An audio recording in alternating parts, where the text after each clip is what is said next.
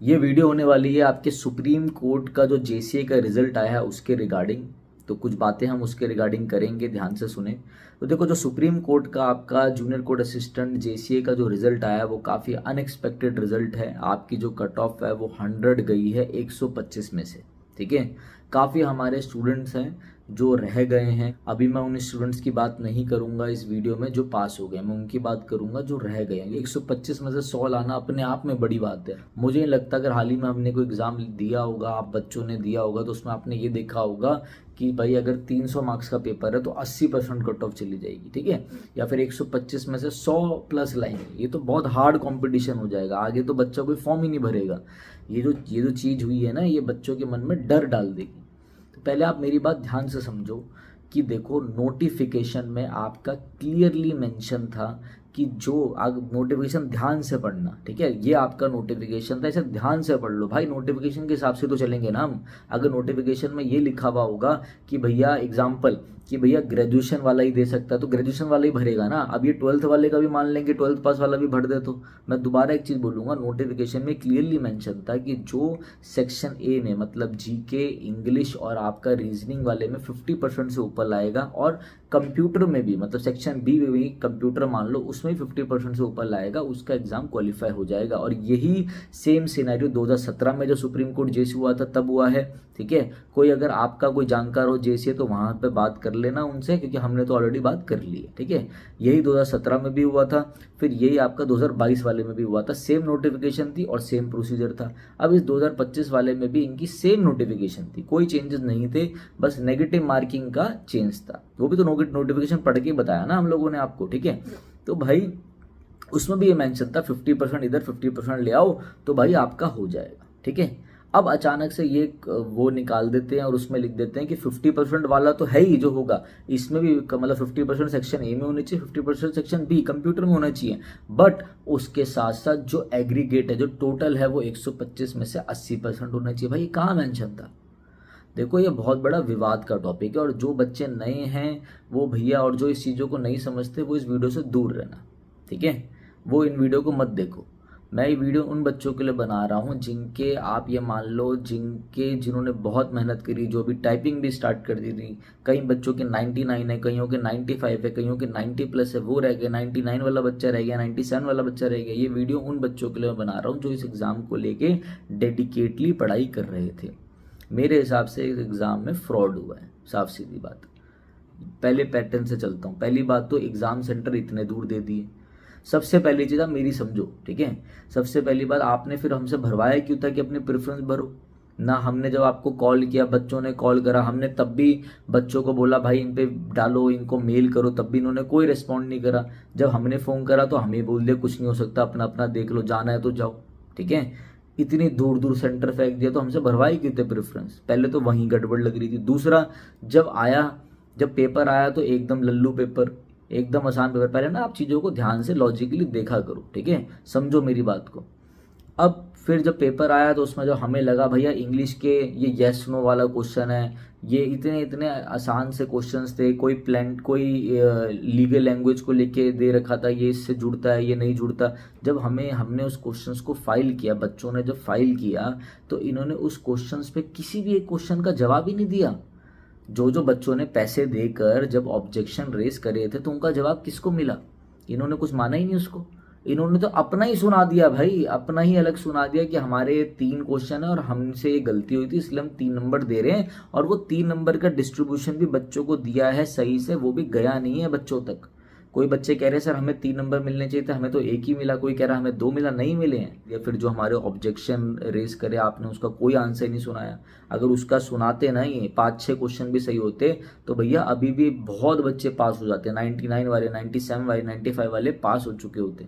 तो इस पेपर में फ्रॉड हुआ और उसके खिलाफ हमें पेटिशन फाइल करनी चाहिए। सुप्रीम कोर्ट का है तो सुप्रीम कोर्ट में ही डालेंगे, जिस भी कोर्ट में डलेगा डालेंगे। ठीक है, एक अच्छा बड़ा सीनियर वकील करना होगा हमें सबको मिलजुल कर। अगर आप सब लोग पेटिशन डालेंगे, मुझे मतलब हमारे साथ में और भी किसी जो भी मेंटर होगा, गाइडर होगा, कोई यूट्यूबर होगा, उनको जोड़ने की कोशिश करूंगा, या कोई कर रहा है तो हम उनके साथ जुड़ेंगे। और अभी भी मैंने पहले भी बोला था कि पेटिशन डाल लो, मैंने पहले भी चीज़ें बोली थी, कुछ कर लो। ठीक है। एक बार जेजे में भी ऐसा कुछ हुआ था, तब हम लोग आवाज़ नहीं उठा पाए थे क्योंकि बच्चे डिवाइड हो गए। जिन बच्चों का, जब मैंने आवाज़ उठाई तो जिन बच्चों का सिलेक्शन, उन्होंने बोला सर प्लीज़ मत बोलो। जब आप लोग जागरूक हुए तो फिर मैं नहीं हुआ क्योंकि भाई हम तो इधर फंसे हुए हैं। बट अभी मैं बोल रहा हूँ कि कोई लेट नहीं हुआ है। जितने ज़्यादा क्वांटिटी में, जितने मास में पेटिशन फाइल होगी, जितने मास में बच्चे इकट्ठे होंगे, उतना ही सब बढ़िया रहेगा। जितनी जल्दी अगर हम आवाज़ उठाएंगे तो मेरे हिसाब से कुछ ना कुछ हो सकता है। कुछ ना होने से बढ़िया कुछ तो हो ही जाएगा, ठीक है। और ये जो भी सुप्रीम कोर्ट कर रहा है, सुप्रीम कोर्ट ने कोई डिटेल नहीं दी है। कट ऑफ जो है, कट ऑफ तो हर एग्ज़ाम में आपकी कट ऑफ होती है भैया कैटेगरी वाइज, तो वो भी नहीं सुनाई है। किस हिसाब से इन्होंने बनाया, कुछ नहीं बताया है। किसी भी पेपर में 125 में से 100 लाना अपने आप में बहुत बड़ी बात है। ये बच्चों के मन में डर डाल देगा, ठीक है। अगर अभी आप लोग सब अकेले अकेले हो जाओगे तो हम कुछ नहीं कर पाएंगे। पहले भी कोई आवाज़ नहीं उठाता था, अभी भी कोई आवाज़ नहीं उठाएगा और ये आगे भी होगा।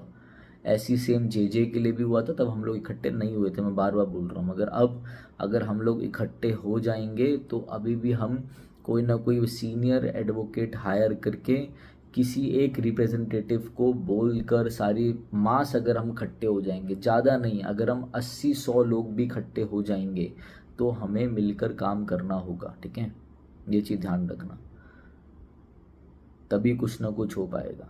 कोई भी एडवोकेट हायर करेंगे तो वो हमारे लिए फ्री में काम नहीं करेगा। इसलिए जिस बच्चे में दम हो वही बच्चा आना आगे, क्योंकि इक्वल डिस्ट्रीब्यूशन होगी। कोई हमारे लिए तो फ्री में जाएगा नहीं, ठीक है।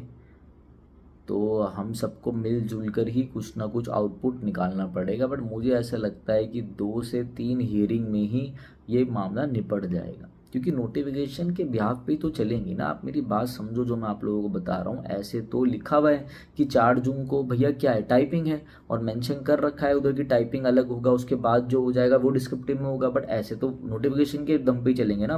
बट ऐसे जब 4 जून को आप जाओगे और अगर वहाँ पे आपका डिस्क्रिप्टिव भी आ गया तो आप लोग तो हमें बोलने लग जाओगे सर आपने तो बोला था आपने। अरे मैं तो वही पढ़ रहा हूँ जो नोटिफिकेशन में था, बेवकूफ़ो, खुद नहीं देखी आप लोगों ने। और भाई ध्यान रखना, जब आप लोग हमें कुछ बोल रहे हो ना तो हम भी बोल सकते हैं।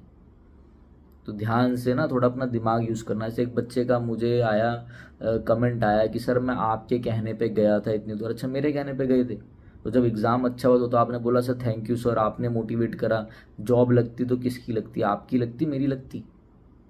भैया अगर आप पेपर क्वालिफाई नहीं भी कर पाए ना तो ध्यान रखना उसमें आपकी गलती है, आपने पढ़ना था।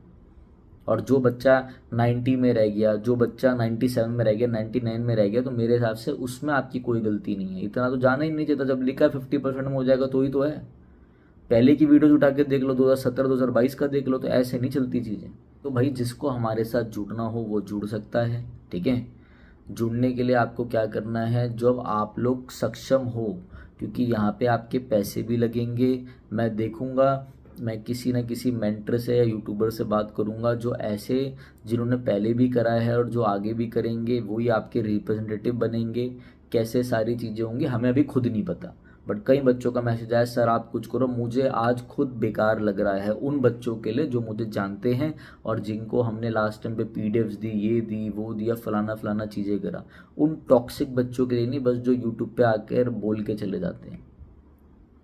और भैया जो मुझे कह रहे थे सर आपको अनफॉलो मार देंगे, भाई आप क्या अनफॉलो मार दोगे, जल्दी से मार दो। मेरे 500-600 सब्सक्राइबर गिर जाएंगे, उससे मुझे कुछ नहीं होगा। जो बंदा 900 वीडियो डाल सकता है ना पिछले 1.5-2 सालों में, तो मैं और डाल दूंगा 500 वीडियोस। 500 अनफॉलो मारेंगे, 500 वीडियोस और डाल दूंगा मैं। तो मुझे अपनी मेहनत का पता है। अभी आप लोग मुझे अभी ऑनलाइन देख रहे हो, पिछले 9 साल से, 9.5 साल से मैं ऑफलाइन पढ़ा रहा हूँ, ठीक है। देखने में बस मैं छोटा लगता हूँ उम्र में। तो ये उन बच्चों के लिए जो अपनी गलती का, अपनी कमी का पर्चा किसी और पे फाड़ते हैं, ये उन बच्चों के लिए, ठीक है। ये चीज़ ध्यान रखना। तो भाई जिसको है साथ में आना है, पेटिशन फाइल करनी है, मुझे ऐसा लगता है कि अगर हम एक ट्राई करेंगे तो कुछ ना से बढ़िया कुछ तो हो ही जाएगा। तो वो आ सकता है। ये वीडियो उन बच्चों के लिए जिन्होंने रिक्वेस्ट करी थी सर आप हमारे लिए आवाज़ उठाओ, आप हमारे लिए करो। और एज अ टीचर जिन बच्चों को मैंने पढ़ाया है, सिर्फ उन बच्चों के लिए मेरा फ़र्ज़ था ये करना। बट अकेले नहीं हो पाएगा कुछ। अगर ये 8-10 हज़ार रुपये की गेम होती तो मैं अकेले ही कर देता, एक हियरिंग में अकेले ही कर देता। बट मुझे पता है इसमें हम मास में आएंगे तो मास वाली चीज़ का दबाव होगा, जल्दी हीयरिंग होगी, 2 से 3 हीयरिंग में मामला निपट सकता है। एक तो वो चीज़, दूसरा जब जहाँ पे मनी लगेगी तो सबको इक्वली डिस्ट्रीब्यूट हो जाएगा, तो आसान पड़ेगा, सारी चीज़ें ट्रांसपेरेंसी के साथ हो जाएगी, ठीक है ना। तो बस यही वीडियो थी। ये मेरे हिसाब से गलत हुआ है, अनफेयर डिसीजन था, अनफेयर रिजल्ट है सुप्रीम कोर्ट के द्वारा। इसमें आप लोगों की कोई गलती नहीं, अपने आप को ब्लेम मत करना। बच्चे टाइपिंग कर रहे थे, टाइपिंग बच्चों की इंप्रूव हो गई, जिसने नहीं करी टाइपिंग उसने 1-1 महीने में टाइपिंग इंप्रूव कर दी, जिसकी कमी थी उसकी भी, जिसकी कम स्पीड थी वो भी इंप्रूव हो गई। तो अपने आप को ब्लेम मत करना, ये तो भी स्टार्टिंग है। जो 80% का यहाँ उठाते हैं, अच्छा इन्होंने टाइपिंग के बाद भी कुछ बोल दिया तो, इन्होंने डिस्क्रिप्टिव में आपको वैसे बाहर कर दिया तो। अभी एसपीए पीए का रिजल्ट आया था, DSSB का, आपका डिस्ट्रिक्ट कोर्ट का, उसमें कई बच्चों को इन्होंने पैनल लिस्ट में डाल दिया, कईयों में लिख दिया नॉट सिलेक्टेड। क्या इंटरव्यू में कितने नंबर दिए, क्या दिए, कुछ तो बताओ, कुछ बताया ही नहीं, सीधा डाल दिया नॉट सिलेक्टेड। और एक लास्ट में मैं चीज़ बोलूँगा, मैं अगर कोई एग्ज़ाम निकलता है तो मैं उसकी नोटिफिकेशन देख के ही तो एग्ज़ाम देने जाऊँगा ना। अब उस नोटिफिकेशन में लिखा है कि भैया ये आएगा, ये आएगा, ये ऐसे होगा, तो उस हिसाब से चलेंगे ना। ये उनकी जिम्मेदारी है कि उनको भी उस हिसाब से चलना है, और मैं तो उसी के हिसाब से चलूँगा, ये नहीं कि वो अपनी मर्जी से कुछ भी डाल देंगे, ठीक है। तो ये चीज़ गलत हुई है, ये चीज़ अनफेयर है। सुप्रीम कोर्ट ऐसा नहीं कर सकता कि वो उच्च न्यायालय तो वही कुछ कर देगा, जो एजेंसीज हैं ऐसा नहीं कर सकती। तो इसके खिलाफ एक केस होना चाहिए, इसके खिलाफ पिटीशन होनी चाहिए। आज नहीं करोगे तो कुछ नहीं हो पाएगा।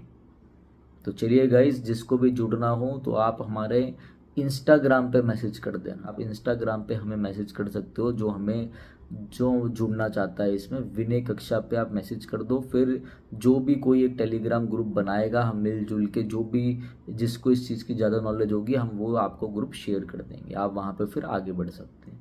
मगर जो सीरियस कैंडिडेट हो वो ही करना, ठीक है। तो चलिए guys, thank you, have a nice day.